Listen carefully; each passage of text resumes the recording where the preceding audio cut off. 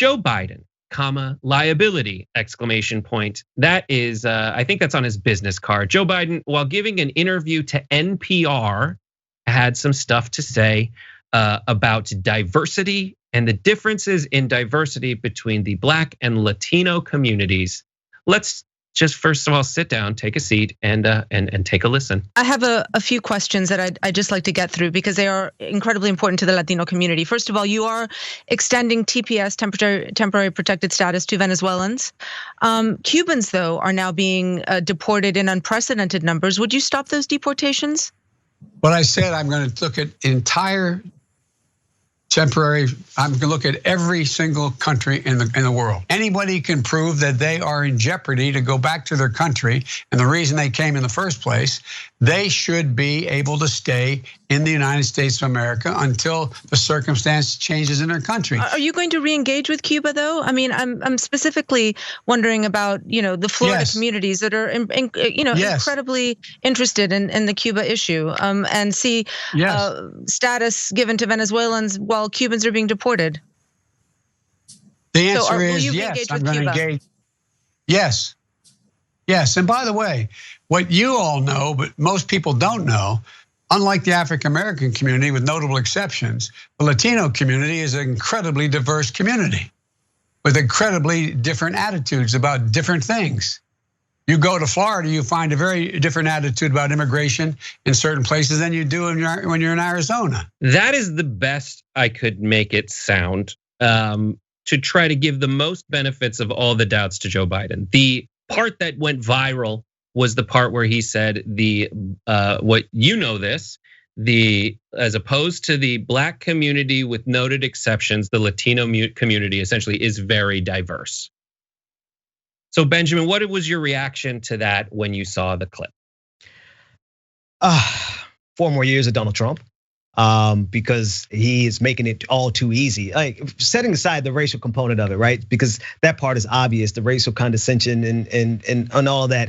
It's just Joe Biden had to be the very worst person they could possibly pick to run in this campaign. If we lose, if Donald Trump gets a second term, it's for no other reason than the Democratic Party coalesced around the weakest candidate imaginable. That said, we got to get rid of Donald Trump, and Joe Biden is not doing us any favors by giving Donald Trump the ability to call him a white liberal racist, which in context of what he was saying is pretty racist, Joe Biden. Yes, one of the I know the point he's trying to make. He is trying to make a point, and I'll get to that in a second. But the saying all those words in a row is so much Joe Biden. It forces people to go, oh my God, here's what he was trying to say. And that version that you saw, I had to take it out just because it was so long. He wasn't holding together. A lot of his points trailed off, and that was the best of them.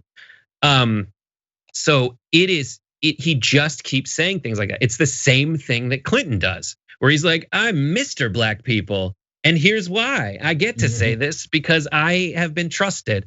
And it makes my skin crawl so much. I can't. I just can't with him.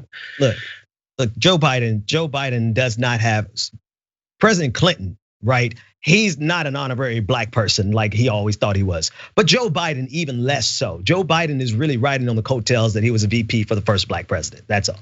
Yeah. The point, there is a thing that he is getting at, and everyone's gonna hate it. But this is the point, and I've talked to many different people. I don't know. There are different kinds of Latinos, and they get to be from Cuba. They get to be from Venezuela. They get to be from Mexico. The nature of the slave trade is that if you're Black, you get to be, you don't know any of that. You have eliminated a long legacy of people's origins, and it is horrible and has legacies today. Do you think do you really give him that much benefit of the doubt? Oh, 100%. That's what he's saying. That's what he's saying in my mind. Because, but never mind the fact that there are Black Latinos, right? He erased an entire segment of the Latino community with making this unnecessary division that really doesn't exist. And then the comparison that he tried to make that actually was more offensive to Black people. I just don't know if I could give him even that much cognitive capacity at this point. Again, I agree, and it goes deep into like the census, the way that counting goes. Yes. And you look at the census, and it's like, so are you black or Latino, which is a subset of white, unless you say otherwise. And I'm not going to explain it more than like that's how messed up the accounting for all of this is. What he is trying to say is that Cubans are typically conservative. And a lot of people from Latino communities that came to America as a result of like essentially communist revolutions and socialist movements were displaced by that. And that's real. Like, and we'll go to this last graphic that's from Katie Miller, who doesn't understand it either. She says, my family and colleagues told me that when I have kids, I think about the separations differently, but I don't think so. DHS sent me to the border to see the separations for myself, to try to make me more compassionate. But did it work? If you come to America, you should assimilate. Why do we have little Havana? Like, this is, just for me, purely cynical, political consultant approach. She doesn't understand the difference between different Latino communities. And really, there's a racial division between the very Cayocho community she's talking about. Like, but there is so little understanding, and the hubris of Biden to try to say it like that and truly try to say anything. It's just like, go back to the basement, buddy. Exactly that. That's what I tweeted. They need to lock him up in the basement, cut off the internet, disconnect his phones, and tell him to just be quiet. I'll say it for television. Be quiet until election day, because one thing I'm confident of, if Donald Trump gets 4 more years, we're going to be stuck with the coronavirus probably through the midway of his second term. Yeah, I can't. And there's just so many more reasons. And for me, it's like, there's how I personally feel, and then there's my analysis. My personal feelings are the same feeling I had when he said, I have a whole list of them of Joe Bidenisms where he's saying vote for someone else. We made a video about that. Yeah. There's tons of things where he says, he literally said, you cannot. I'm from Delaware, and you cannot go into a Dunkin' Donuts or a 7-Eleven without a slight Indian accent. And it's just, you're trying to help so bad. And if you just had like 8 drops of humility, maybe.